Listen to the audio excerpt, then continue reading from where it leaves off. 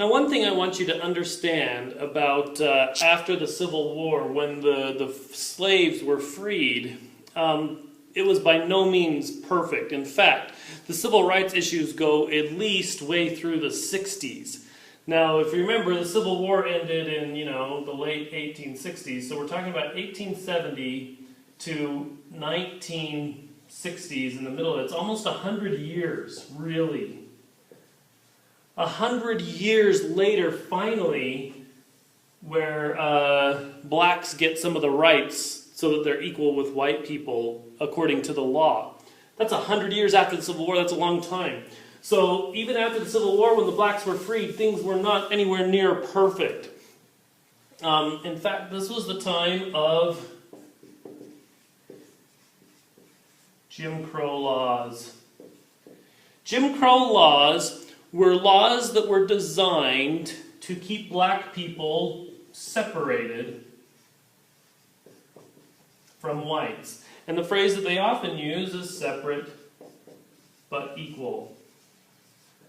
And we'll talk more about separate but equal, or maybe we have already talked about that, depending on which lessons you've done first, when we get to the Plessy versus Ferguson case. So, take good notes with that one, Plessy versus Ferguson.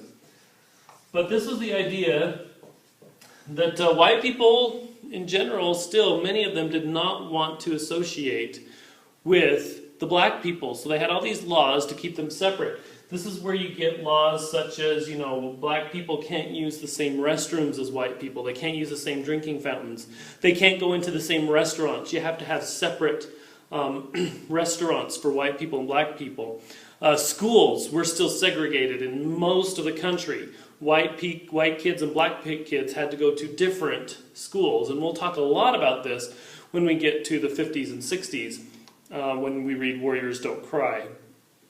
But all these laws that were designed to keep people separate were called Jim Crow laws. So I want you to watch, there's a little bit of montage video right underneath me. I want you to watch that video, and you can kind of get, those are pictures from the time period where you can see how the cities were set up to keep black people separate, but supposedly equal.